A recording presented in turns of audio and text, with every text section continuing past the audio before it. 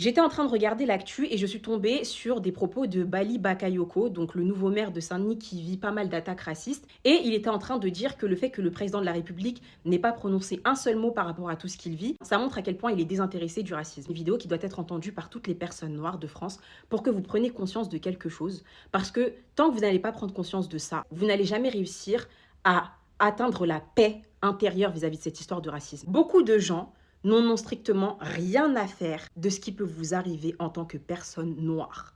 Votre combat est le dernier de leurs soucis. Ils sont non racistes pour l'image. Il va falloir que vous le compreniez. Il faut que vous arrêtez d'attendre une aide extérieure, une prise de conscience. Et vous allez comprendre ça quand? Le jour où vous allez vous retrouver dans une histoire qui vous oppose à une personne qui n'est pas noire. Que vous ayez raison ou tort, socialement, vous serez toujours considéré comme coupable. Ce que Bali Bakayoko vit, c'est un grand classique quand tu es une personne noire qui réussit sa vie. Si vous avez déjà vécu l'une de ces 4 choses, vous allez comprendre pourquoi je vous ai dit qu'une personne sur 3 qui vous entoure est un gros raciste. Parce que ces personnes-là autour de vous ont peut-être participé à l'une de ces choses. Premier grand classique, mentir sur une personne noire. C'est quelque chose, même dans notre histoire, qui a fait que beaucoup de personnes noires ont perdu la vie. Des gros mensonges, que ce soit sur ta carrière, que ce soit sur ta vie privée, que ce soit sur ton éthique de vie. Ça, c'est le comportement le plus raciste qui existe sur cette terre.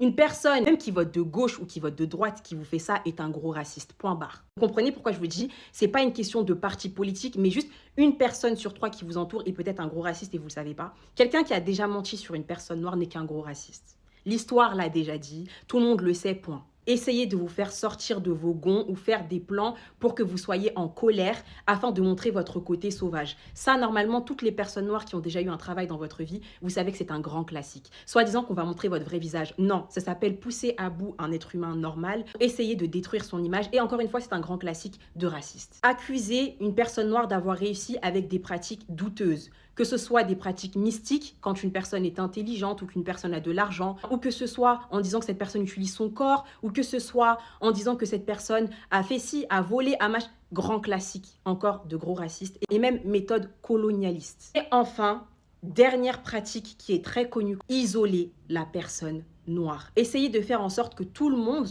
en fait, la voit de la manière que le ou la raciste le voit. Le but étant de troubler votre tranquillité pour vous dévier de votre réussite et de votre parcours. Depuis que Bali Bakayoko a été élu, alors que c'est un maire qui a beaucoup de choses à proposer pour Saint-Denis, malheureusement, le débat tourne uniquement autour du racisme et c'est exactement ça qu'un raciste veut. C'est que tu ne savoures pas ta victoire et que tu passes ton temps à être triste, à être mal. Il est heureux de te voir souffrir. Et malheureusement, dans la société et notamment